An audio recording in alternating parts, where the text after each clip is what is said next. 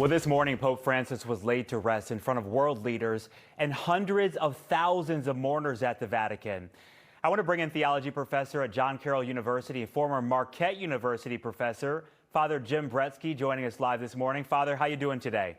I'm fine, thank you. A little tired because I got up at 3 to watch the funeral. Yeah, we really appreciate you waking up early this morning, and that's why we come to you, because we really want to get your personal reflections. As you watch the Pope's funeral today, what really stood out about the ceremony? Well, I think the unity of all the people there, the big crowd, the fact that even people who would be otherwise at odds with one another lined up together to wish the Pope well as he leaves St. Peter's for the last time. So I thought that that was very consoling. Father Bretzke, we know that Pope Francis was known for his humility, his simplicity, but this ceremony still seemed really big, a lot of ceremony as well. How was that simplicity, though, reflected in this funeral?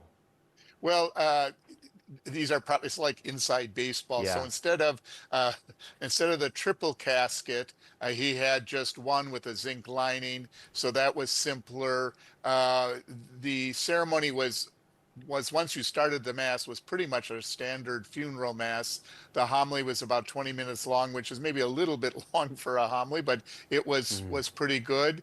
And you had people from the various languages doing the prayers of the faithful and the readings. The first reading was in English, so it was solemn, stately, but not ornate.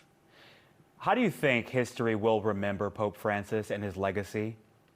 Well, I think that he's going to be, as he said himself often, it's a change of an epoch.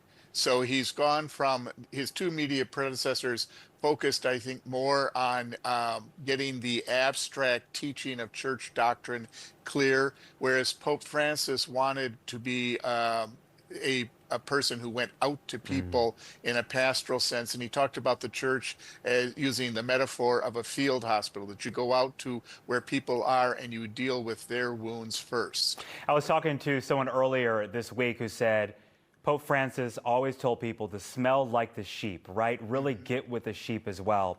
I just want to know what this is like for you personally, because you've witnessed Pope John Paul, Pope Benedict had a very different funeral. What is this like for you personally to see Pope Francis's funeral? Well, I should mention that I am a Jesuit and Pope Francis was a Jesuit, so that was something in common. I had lived in Rome for 7 years, so I had met Pope John Paul II in a number of different occasions, and I had met then Cardinal Ratzinger before he was Pope. And they were good men. Pope Francis I never met personally, although I did see him in Philadelphia when he came to the U.S. in 2015. He's more of an extrovert. He's kind of a down-home sort of guy, and that comes through clearly in everything that he does. And so to see him go, I do feel sad. I do feel sad, but hopeful for the church. I always love the story of him asking for the Pope Mobile to have the windows off so he can actually be with the crowd. It shows how much of an extrovert he was. Do you think there's momentum toward choosing a Pope from a particular region or background, especially given the global nature of the church today, Father?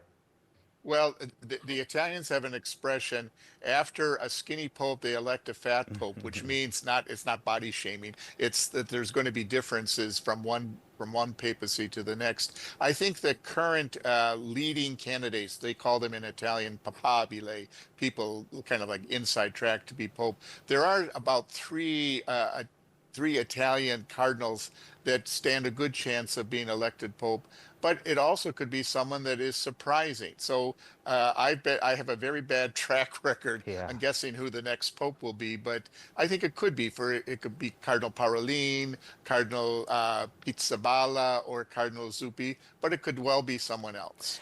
Father Bretzke, before I let you go, looking ahead, what do you think the Catholic Church needs most in its next leader, and what kind of pope might cardinals really be looking for? Well, I think they're going to look for someone that has a very broad skill set, someone that's a good administrator, someone that has pastoral experience, someone that has knowledge of how the Vatican Curia works, and someone who has a vision that they can articulate. And the last thing I would say is someone who leads from the center. I think that that's probably something that they will very much be looking for. Father Jim Bretzke, thank you so much for being with us. Professor now at John Carroll University, once at Marquette. When are we going to see you in Milwaukee? Anytime soon? Well, in August, I'm coming for my 55th Marquette High reunion. Okay, we'll see you on Wisconsin Avenue then. Thank you so much, Father Jim Bretzke, for being with us. My pleasure. Thank you.